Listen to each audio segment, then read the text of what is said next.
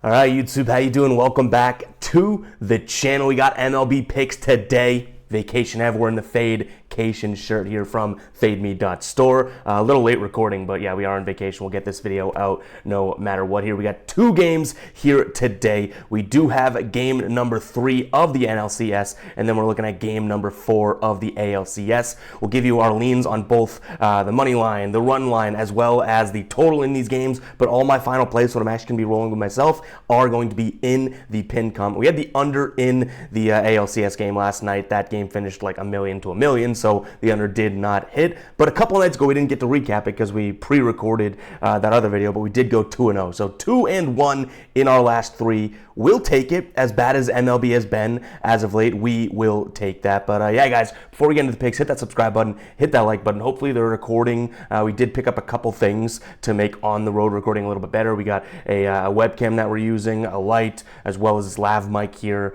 and this beautiful face. So hopefully it is, it'll suffice for the next few days here as we do our MLB, NFL, all the videos that we do, which make sure you guys are checking those out. But yeah, hit that subscribe button, hit that like button. Let me know if it's too loud, if the video doesn't look good. Let me know in the comments just so I know moving forward. But let's go ahead and jump into this first game here. We have the Diamondbacks taking on the Phillies. Obviously, Phillies playing at home for the first 2 games of the series. They win 5-3 and then 10-0. We had the over in that game. And if you watch yesterday's video, as we're recording it, I'm like, well, the Phillies are up 2-0 right now in like the 5th inning. Like, what's going to happen? Scorber goes off.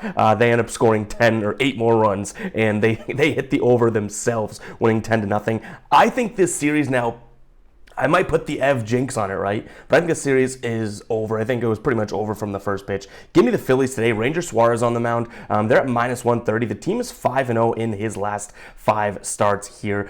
He's looked okay in the playoffs as well. 3 2/3 against Atlanta, but he didn't let up any runs, only 1 hit in that first start. And then he pitched against Atlanta later on as well. 5 innings pitched, 1 earned run, 3 hits, only 13 pitches per inning. And in terms of where Arizona is offensively, after scoring 0 runs last game, I just feel like I can't necessarily trust it.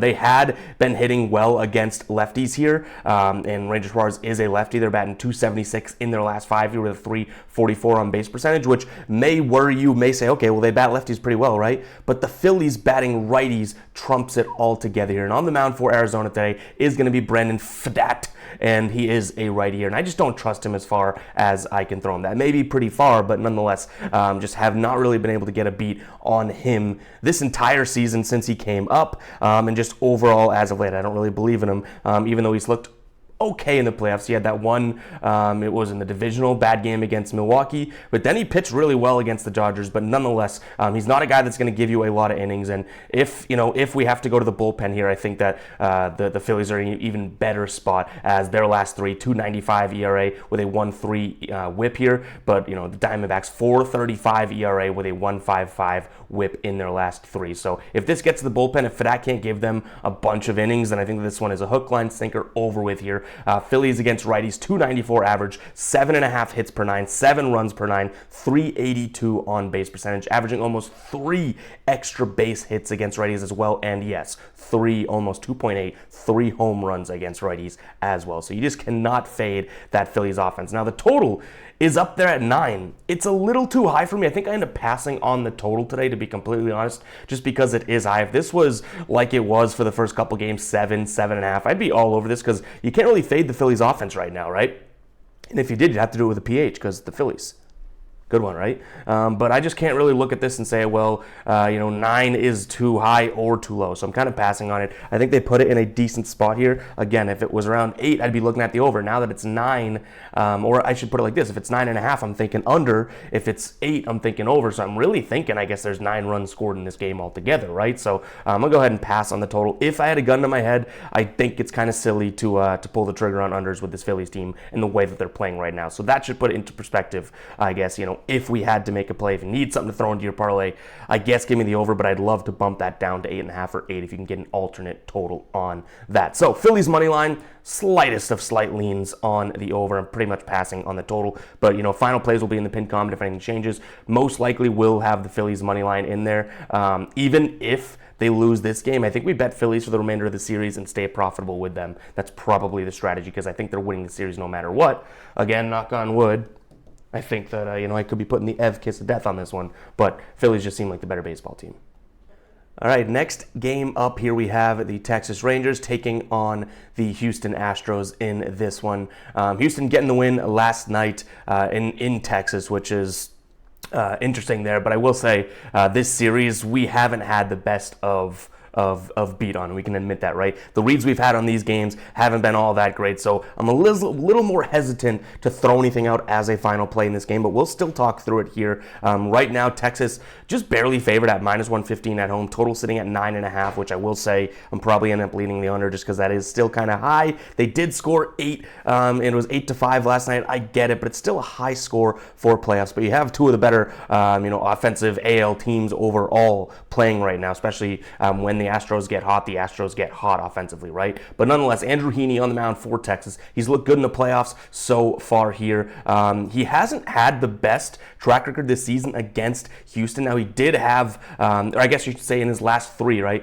He has a 2 flat ERA against them, which isn't all that bad, averaging 4 hits. But in his last 2, 5 innings pitched, 3 earned runs. 4 2/3, 3 earned runs. Let up a home run in there as well. So his last couple starts, should negate the one back in, I think it was early July. He pitched against them, obviously, early September, and then July 26th or 25th. So his last 2 starts haven't been all that great against them. But like I said, that total is still kind of high for me. So if Heaney can kind of do what he's been doing, whether it's in the playoffs or just even as of late, he's got a 1.4 ERA over his last 5 here. I think that he can keep this kind of Houston offense tempered to some degree. So again, I'm kind of making the case for the under here. Whether or not we pull the trigger, keep an eye on the pinned comment. But Jose Urquidy on the mound for Houston here.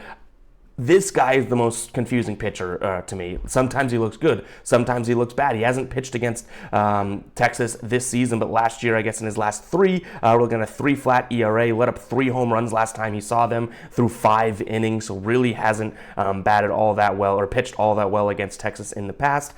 Last season, especially non-playoff, looking at, I'm not really willing to put too much weight into it, but, there are a few decent bats in that Texas lineup that we've seen, right? So scoring 5 runs last night, that wasn't even enough to get the job done. Still kind of a crazy amount of runs to score. In most playoff games, you score 5 runs, you're probably winning that game. But I guess just because Texas has been the hotter team, I know Houston pulls out the win yesterday, but Texas stole 2 in Houston, right?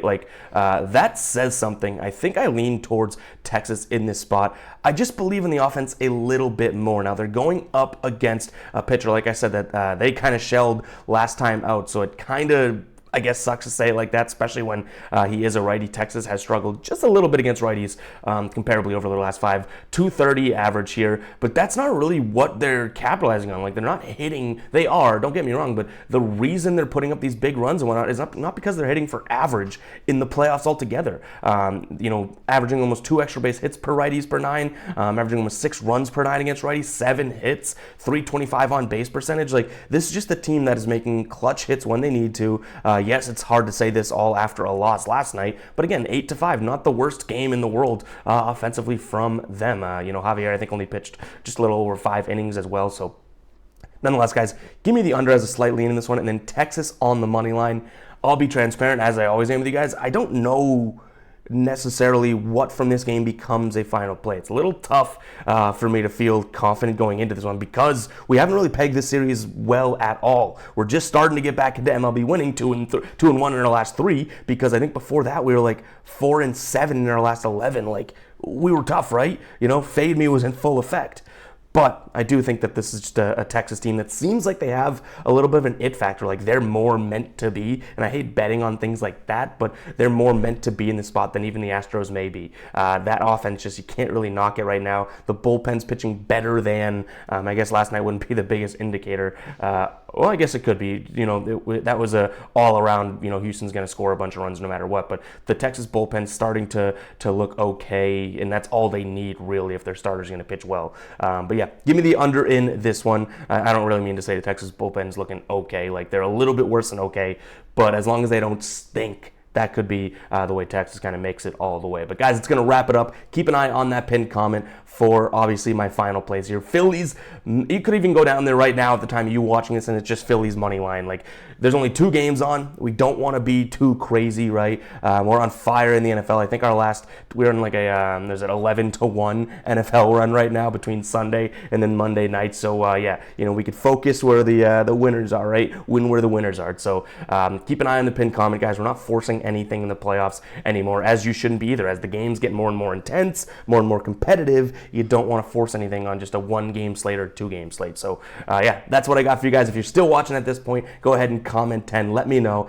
And again, hopefully you guys don't mind the vacation video. It is what it is for the next few days. I'm sure a lot of content people wouldn't be making a video on vacation, but I do want to stay consistent with you guys, and it's in my opinion easy enough to get on here and talk about sports for 10 minutes or so, right? So hopefully you guys don't mind the quality difference. Hopefully we made some upgrades that make the on-the-go recordings a little bit better too. So yeah, let me know in the comments, guys. We'll catch you guys in the next one. All right, peace out.